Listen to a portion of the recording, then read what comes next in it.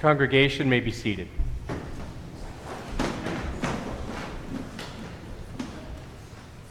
As we celebrate the feast of St. Luke the Evangelist, we remember that he's not only the author of the third gospel in the book of Acts, but also the patron saint of physicians, and by extension, all people involved in healthcare. And there's a very close connection between the healing of the body and the healing of the soul, as the words salvation and healing both come from the same root word. We began a tradition last year of inviting healthcare professionals to speak to us on St. Luke's Day about the connection between physical healing and a life of faith. Last year we started this with Lori Kafari, and I'm very excited to continue this year with Dr. Gail Reilly. Gail.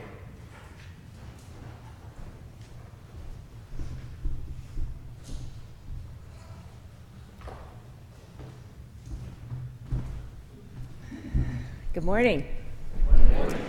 So the great news about doing this is you get to do this start at 8 o'clock, and I learned a couple of lessons in 8 o'clock before I start that I'm going to share with you. Number one is it's super high up here, and apparently you can hear me better if I'm up here, so here I am, but if you'll allow me. I didn't plan, so that helps a lot. I feel a little bit more grounded. And the other thing I learned was to have a tissue with me. I have this tendency to get a little teary sometimes when I talk, when I speak, so bear with me when that happens, and I'm prepared this time. I wasn't prepared at 8 o'clock. Paul calls St. Luke our beloved physician, hence the attribution of this patron saint of physicians. I am humbled to be standing here today as a physician, hopefully as a beloved physician, honoring the work of healthcare providers. You should also know that apparently St. Luke is also the patron saint of surgeons and butchers, hopefully not all in the same breath. I know many of you, but not all of you, so I thought I would start by giving you just a little context and background about me. I'm a Navy brat. I grew up in the Navy and decided to go to medical school when I was in college. I'm a double-dipping Wahoo, which means I went to the University of Virginia twice, which is a real blessing. I went through medical school on a Navy health profession scholarship, so when I decided to go into family practice, I did my residency at the Naval Hospital in Charleston, South Carolina. In addition to my residency, I did a year on board the USS Santa Barbara and deployed to Desert Storm, and I was the destroyer medical officer. After I finished my residency, Scott and I, who I met in the Navy, moved up here and started our family because I was stationed at Naval Weapons Station Earl in Colts Neck, New Jersey. So we're here today because of the Navy. About that time, we started our family. We also started here at St. Peter's, and I decided it was time to leave the Navy, and I started working as a contractor for the Army. I went to the other side at Fort Monmouth, and I worked there for 8 years, and we all know what happened to Fort Monmouth. So after that position ended, I took some time off to be with my kids and to really think about what I wanted to do when I grew up. And those intervening years really helped me be honest about what I truly wanted to do and helped me find my path, which is a path towards healthcare management and physician leadership, which is what I'm doing today. I had the privilege to work at the Parker Family Health Center in Red Bank. It's a free clinic staffed by some of the most incredible human beings I've ever met. These are volunteer physicians that give of their time to care for people that don't have health insurance. From there, I went to my current position about a year ago, the VNA CJ Community Health Center, which is a 3-site federally qualified health center. And many of you have probably never heard that term before. We call them FQHCs for short. And FQHCs, or community health centers, are scattered all across our country, and they're providing care for the most underserved and the most vulnerable in our communities. In New Jersey, we have 23 FQHCs with 130 sites, and they're caring for over 500,000 people in our state. Nationally, 1 in 15 people receive care at a community health center. My life as a doctor and my life at St. Peter's have not intersected very much. I actually think that's probably true for many of you. So I'll admit it's a little uncomfortable sitting up here and having these two worlds collide. But in reality, and within me, they really are very closely intertwined. No one has had more of an impact in helping me understand this than Lori Kafari. It's her birthday today. And even though we are still devastated by the loss of her in March, we celebrate the brilliance of her life again on this special day. Lori stood in front of you a year ago today on St. Luke's Sunday and shared the story of her walk through medicine. That walk, her walk, changed me. It remains one of the greatest privileges of my life to have been allowed to accompany her through much of that journey. And it is in that journey that I found the connection between my life in medicine and my life in faith. God tells us clearly that we are to love our neighbors as ourselves. Our love for our neighbors is predicated on our love for ourselves. Or said differently, our love for ourselves sets the standards for how we love our neighbors. So are then we not called upon to love and care for ourselves so that we can love and care for others? You know, the airlines actually have this figured out. When you receive instructions for handling that little yellow oxygen mask when it pops down in front of you if the cabin pressure drops, what are you told to do? You are imperatively told to put your mask on first so that you can help the others around you. I bet you never thought you were getting a Bible lesson from those flight attendants. I would suggest that loving ourselves is rooted in tending to the health and healing of our minds, of our bodies, and of our spirits. Do you hear the Trinity in that? So let's start with the easy one, sort of. Caring for our bodies. For me, it has literally been a lifelong struggle to love my body, and I know I am not alone. I have been so mean to my body. I've called it terrible names. I've gotten mad at it. I've hidden it and kept it under wraps. I've compared it to others. I've been embarrassed by it over and over and over again. What I haven't done nearly enough of is celebrate it and appreciate it. Celebrate that without one single effort from me, my heart beats 60 to 80 times a minute. My lungs breathe about 12 times per minute. And in some incredible, indescribable, mystical way, chemical and electrical energy across neural synapses create countless thoughts and feelings that allow me to love and live and communicate as a human being. I warned you. The immensity of this brings me to tears. And even those are kind of crazy things, tears. We don't really understand those very well. But instead of celebrating my body, I beat myself up regularly for not being perfect, and I wasn't even raised in the age of the internet. I worry for my children who are constantly bombarded with images and messages of perfection that are A, false, and B, unattainable. Here's a little secret. It's even hard in here.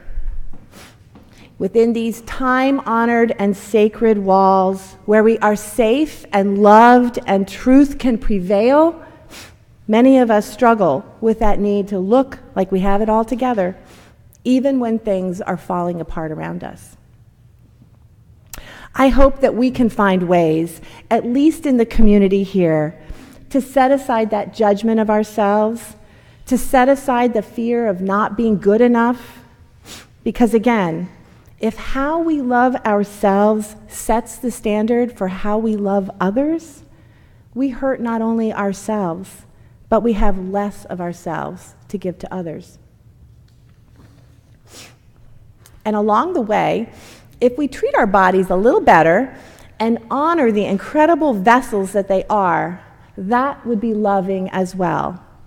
You know the list as well as I do.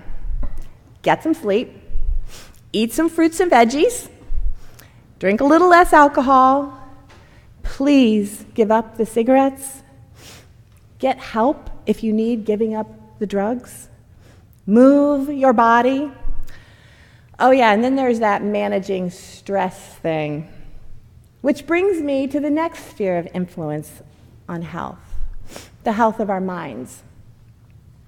This is a biggie for some of us, and nobody wants to talk about this one. In particular, because I'm a physician and because this is St. Luke's special day, I want to particularly focus on mental health issues, such as depression and anxiety. These are the unspoken illnesses, the ones cloaked in secrecy, and that secrecy makes things all the worse. We owe it to each other, at least in this safe place and space, to learn to understand these challenges and to move away from the stigma and embrace the reality of these processes. These are diseases in the same way that diabetes is a disease. There are neurochemical changes that take place in a body, influenced by genetics and by environment, and for which we now have effective treatments. We certainly don't stigmatize type 1 diabetics who need to take insulin to live, yet the same processes are in place with much of mental illness, and stigma abounds. I speak from a place of experience. I was first diagnosed with depression in residency.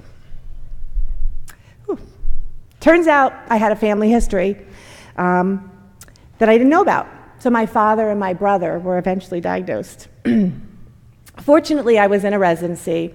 I was surrounded by people that understood the disease process, that recognized the signs and symptoms of depression, and had easy access to the treatment that was able to help me. I've moved in and out of symptoms since then, even as early as within the past year. But I haven't felt able to ask for help or even prayers when things were bad, because it was just too hard to do so. I'm in a good place now, or I would not be standing here speaking to you, and I hope I stay here. But why does it seem so much easier to ask for support when it's a physical ailment than when it's a mental health ailment?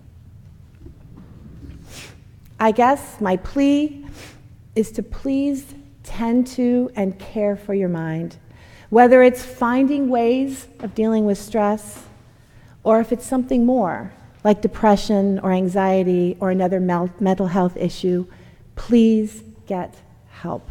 There is help, there is hope, there is healing. For me, one of the most pressing and awful symptoms of depression was an overwhelming sense of isolation and being alone. Please know that you are not alone. The statistics are staggering, and there are a bunch of us in this room in the same boat. Father Dirk and I have talked about the access to resources that can come from this church, and he and I will work together to increase the ability for anyone in the church to understand community resources so that you or whoever needs help can access them through the church. Lastly, let's talk for a few minutes about spiritual help. Mind, body, spirit. Seemed like a good idea on a Sunday morning. We are so fortunate to be here. God has led us to this place of spiritual health and healing. He has provided us with leaders that are rooted in deep faith and deep wisdom and deep humility. I think about the hours of healing prayer that have been offered for so many here, for Lori, for Lynn and Dallas and Madison, for Charlotte, for Jackie, and for so many, many others. Those prayers have healed all of us. They have created community and connection, sharing and openness. That energy and that love is palpable. It is holy and it is set apart. We must continue to tend to and to treasure that spiritual healing for ourselves and for the world in which we live outside of St. Peter's. One of my favorite Peter's Rock songs, "We Are the Body," and it is our arms that must reach, our hands that must heal, and our words that must teach. We fill our cup here, and we leave to spread love in the world. My hope, my prayer, is that we can all find ways to take care of ourselves, to make incremental change if necessary, to achieve health and healing in our minds and in our bodies and in our spirits, so that we can do God's work and live the life we have been given fully and joyfully. My favorite quote is from Howard Thurman. "Don't ask what the world needs. Ask what makes you come alive, and go do it. Because what the world needs is people who have come alive." I leave you with the words of the loving kindness meditation. May you be happy. May you be safe. May you be healthy, peaceful, and strong. Namaste. Amen.